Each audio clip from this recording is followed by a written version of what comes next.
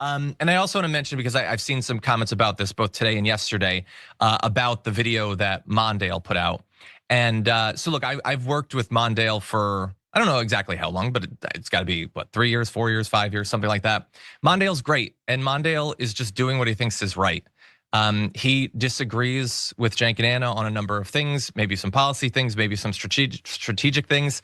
I've made very clear, both in general, but also especially at the desk with Cenk, about things that I disagree with him about, and you're gonna go based off of that. It sucks to not, have him on the show or on the network, because I love working with him. I love his perspective. I think it's an important perspective. I hope that at some point he feels comfortable working with us again. And if that's the case, I hope that we can make that happen. I want us all to work together, because I think the stakes are incredibly high, but people have to do what they think is right. Everybody's going to. That's true for the people on camera. That's true for the people watching the show. You have to follow your values. I've always advocated for people to do that. I'm certainly not going to change that right now. And I think we can and should disagree with each other when it's warranted. And the only thing that I would hope is that ideally we can keep talking. And again, both in front of the camera and behind the camera. I don't agree with everything with Francesca. But we still work together. I think she's a reprehensible human. I still work with her, though. I'm kidding, but anyway, it's a big loss. He's a great guy. He's never given me any reason to think that he's anything other than a person who fundamentally operates based on his values and in good faith. And we might disagree. I don't look. Unless he gets really big on YouTube, I'm sure others would agree. And unless he gets really big, we'll probably all, tear him down. I think I will not participate in that. But no, yes. And neither will I. I mean, there's 57 seconds to say that I think it is really telling that some of the contributors that have left are Black contributors, trans contributors, and that is really unfortunate. And I think there's a reason for that, as we are being told that so-called identitarian concerns of racial justice, of trans rights, should not be at the forefront of a progressive movement, when in fact they should. And in fact, there is room enough, and there's always been room throughout every struggle, civil rights, LGBTQ rights struggles, the feminist movement. They've all been told to shut up and put their concerns second, and history showed that they were right and the others were not. So yeah, it's a huge loss. Look, the break's about to come. I'll say just a little bit more on the other side of this. Also, I do feel really bad for Francesca. You can see how emotional it is for her and how she deeply disagrees with the direction that the Young Turks is going. And you guys, Gavin and I, we only have experience at the Vanguard. Nobody in their right mind would have ever hired us to do this job. We knew that when we started out. Our only option in life was to start something and find other people who liked us and hope that it worked out. We were never, ever going to apply for a job anywhere in media, because it was like, what was the point? So we can't speak from that experience. But what I do know is how important the Vanguard is to me, and how much blood, sweat, and tears Gavin and I have put into this, and how many hours and hours and hours. And I was thinking about it, like in 2018, Gavin and I were writing for a blog that only the two of us read, called milkmag.blog. And it was about, Kansas City. Like, we've built this into our entire thing, right? So we're so fucking married to it, and it'll be something that we do for absolutely as long as we can. I think that there has to be a lot of that similar feeling for people like John and Francesca, who put so many hours into the Young Turks, even though it's always been Cenk and Ana's or whatever. They were employees that helped build that, and they made it way better than it would have ever been without them, right? Especially a guy like John Iadarola. I think you can, Francesca's been invaluable too, but I think with John, you can really see his direct impact to the growth. That Damage Report is their best show. It's their most watched show, if I'm not mistaken, by a wide margin. The Damage Report carries them. Yeah, after they've destroyed the main channel, like as a network, they rely on John Iadarola, and I feel like he does not want to walk away from the community that he's built. When the people tune into the Damage Report channel, they know that John Iadarola is going to give them an unabashed, proud, progressive message. He's going to debunk a bunch of right-wing talking points, and he's going to serve as an antidote to the craziness and the hysterical, crime, fear-mongering, and anti-trans bigotry that's going on the main channel, right? As they run to the right, John Iadarola continues to hold it down. So does Francesca, and she's been really bold coming out against Cenk,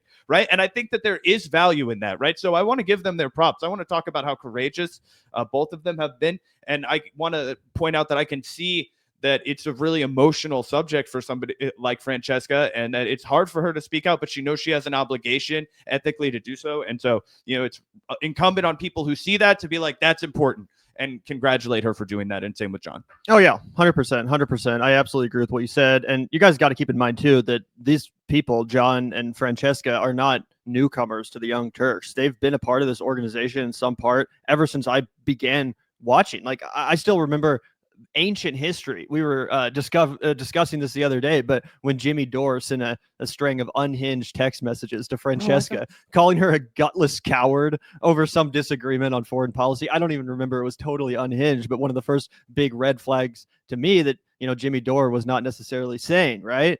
I probably should have paid even more attention to that red flag in retrospect. But, I remember both of these folks' contribution to the Young Turks going back, like I said, a long time. And specifically with John Iadarola, I mean, he's really built that damage report channel up. Francesca's obviously a recurring frequent guest on the channel. So in a sense, it's kind of their own thing. Obviously, it's under the TYT umbrella, but it really is their show. And I'm sure they have a lot of pride as it relates to that project and that brand, that show, completely independent from Cenk and Ana. So it really sucks that they're in this position where they feel like they have to somehow, apologize for or, condemn the actions of Cenk and Ana, even though Cenk and Ana really have nothing to do with the damage report. But it is under that umbrella. And as Mondale pointed out, yeah, they're all still generating profit for Cenk Uygur. So it's unavoidable. It has to be discussed. It's unfortunate that they can't just go independent, that they can't just take that brand and that channel and continue to do it without having any relationship with the Young Turks. But who knows if that's what they want. It's possible that behind the scenes, John is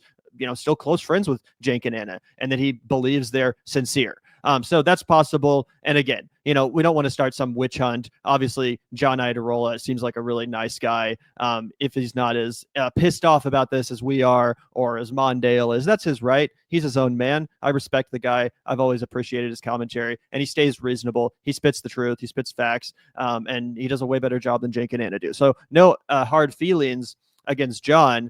Specifically, Francesca, though, I think she's doing such a great job, and I really like the way that she put this. There's a reason why a lot of the contributors who have left TYT, they're Black contributors, they're trans contributors. These are the groups that Cenk and Ana are throwing right under the bus in order to pander to MAGA, in order to, try to sell this line of bullshit that, you got to make friends with the fascist threat instead of resisting it. What absolute insanity. And obviously marginalized people will tell you first that strategy is not going to work, that strategy is total bullshit, hence their declaration of such, hence their condemnations of Cenk and Ana and their strategy. So I think that's also really important. I'm glad Francesca articulated it. And it's also something that was really hard to overcome during the Bernie era, guys. Here's the thing, guys, I'll be transparent about this. When I was growing up, did not have a lot of exposure to the Black revolutionary struggle, right? I was a white guy, okay?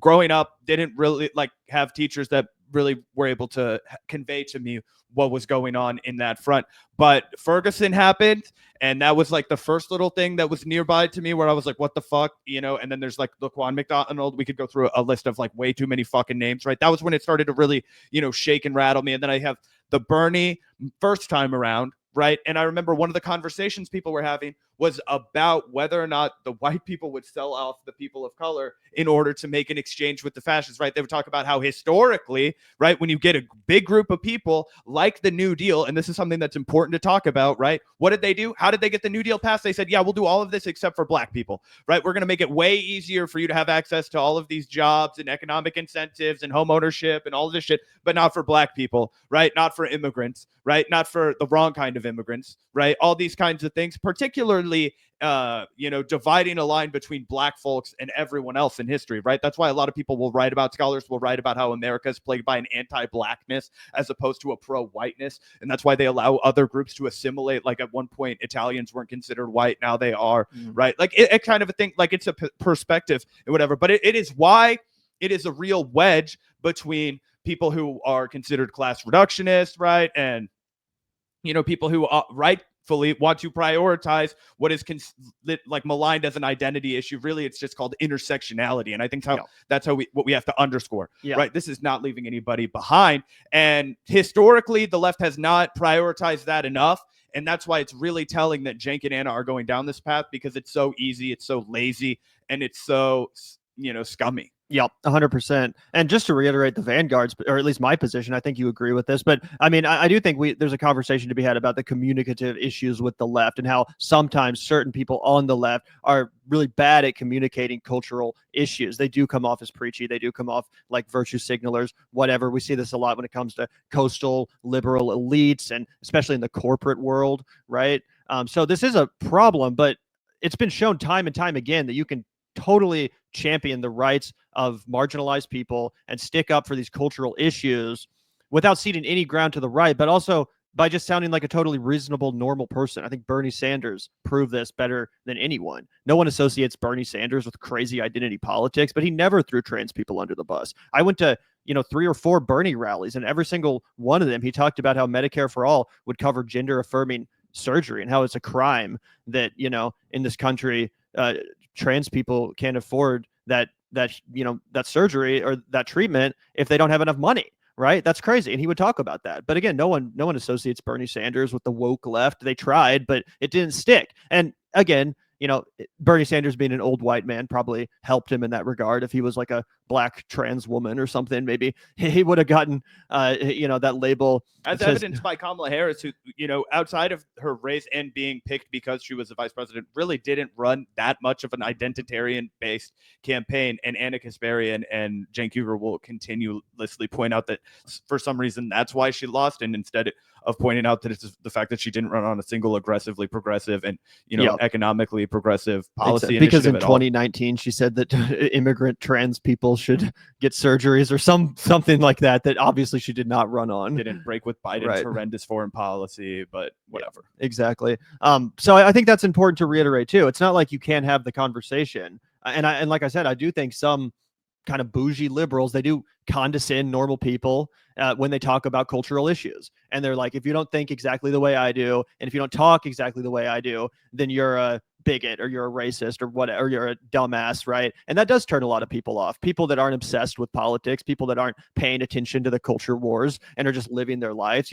They might accidentally step in mud, they might accidentally say the wrong thing, but they're not, hateful people, right? So it's important to walk a fine line, and it's important to never come off when as a leftist like your politics are just that of virtue, right? No, we have these positions because they're the correct positions, because they'll actually achieve the results that we want. We don't have these positions because they're the most virtuous positions. I don't, advocate for the positions I advocate for so I sound the most woke, obviously. It's because these are the actual positions in which the solutions are to be found. And that's something we try to talk about a lot. Unfortunately, Cenk and Ann have totally lost the plot. Now they sound like Claire McCaskill. They sound like some talking head on MSNBC who just wants to blame the entire activist left, the powerless activist left, for the failures and the falters of corporate Democrats and elites. So it's pretty wild to see. But yeah, I mean, I kind of got off on a tangent there. No, you're fine, dude. Do you want to play the rest of this? Yeah, is there any more? I'm not. I don't know. He said he was going to give a few more thoughts after the break. So let's find out. Yeah.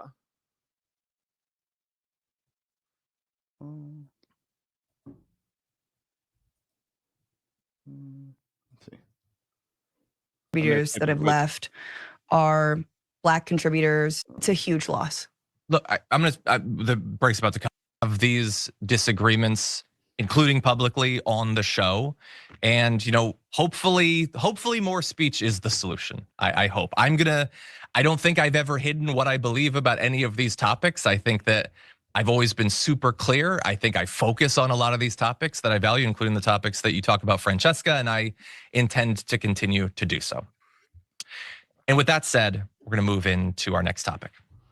Yeah, and that seems to be John's position on the matter, everyone, is that he's going to continue to do the damage report the way that he'd like to. He's going to continue to remind everyone that he wants to address the world with progressive solutions, that he doesn't think it's the radical activist socialist left that's undermining the Democrats, that he doesn't think trans people are our enemy, and that they're entitled to health insurance, and that they're entitled to treatment and care, and that, yeah, if you're a 17-year-old kid playing field hockey, I don't give a fuck what your biological birth gender was. Yep, absolutely. So I do appreciate them addressing the situation. And like I said, I think they both do great work, not only when they pop up on TYT, but also on their respective shows. And Zach, we have a little teaser from Cenk at the end of a clip we're about to react to that he's actually going to be going on the Bituation Room, which is Francesca's podcast, to hash this out potentially in the coming days, hopefully sooner rather than later. I'm not sure exactly when it's happening.